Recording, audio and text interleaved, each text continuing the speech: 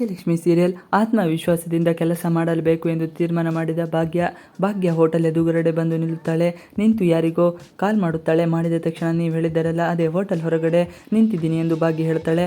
ನಂತರ ಅಲ್ಲಿರುವ ವಾಚ್ಮ್ಯಾನ್ ಅವಳನ್ನು ಒಳಗಡೆ ಹೋಗುವಂತೆ ಹೇಳ್ತಾನೆ. ನಂತರ ಅವಳು ಹೋಗುತ್ತಾಳೆ. ಅವಳ ಮಕ್ಕಳಿಬ್ಬರು ನೋಡುತ್ತಾರೆ.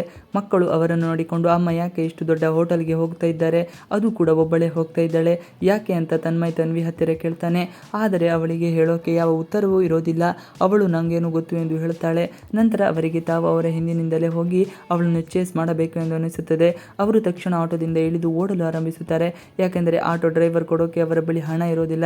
ನಂತರ ಹಿಂದೇನು ತಿರುಗಿ ನೋಡದ ಹಾಗೆ ಅವರಿಬ್ಬರು ಓಡುತ್ತಾರೆ. ಭಾಗ್ಯ ತನಗೆ ಕೆಲಸ ಸಿಗುತ್ತದೆಯೋ ಇಲ್ಲವೇ ಎಂದು ಯೋಚನೆ ಮಾಡುತ್ತಾ ಮುಂದೆ ಸಾಗುತ್ತಾ ಇದ್ದಾಳೆ.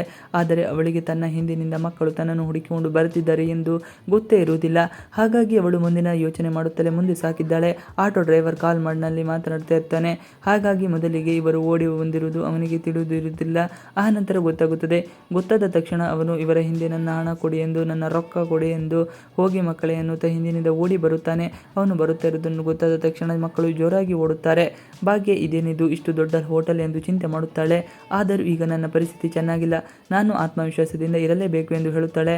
ತನ್ನ ಪಾಡಿಗೆ ತಾನು ಧೈರ್ಯ ತಂದುಕೊಳ್ಳುತ್ತಾಳೆ. ಹಾಗೆ ಮುಂದೆ ಹೋಗುತ್ತಾಳೆ. ಅಲ್ಲೇ ಬಾಗಿಲ ಬಳಿ ನಿಂತವರು ನಮಸ್ತೆ ಎಂದಾಗ ಇವಳಿಗೆ ತಿರುಗಿ ನಮಿಸುತ್ತಾರೆ. ಆಗ ಅಲ್ಲೇ ಪಕ್ಕದಲ್ಲಿರೋ ಅವಳನ್ನು ನೋಡಿ ನಗುತ್ತಾರೆ.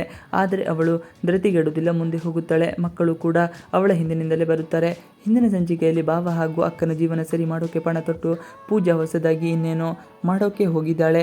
ಆದರೆ ಇದು ಎಷ್ಟರ ಮಟ್ಟಿಗೆ ಯಶಸ್ಸು ಸಿಗುತ್ತದೆ ಎಂದು ಗೊತ್ತಿಲ್ಲ.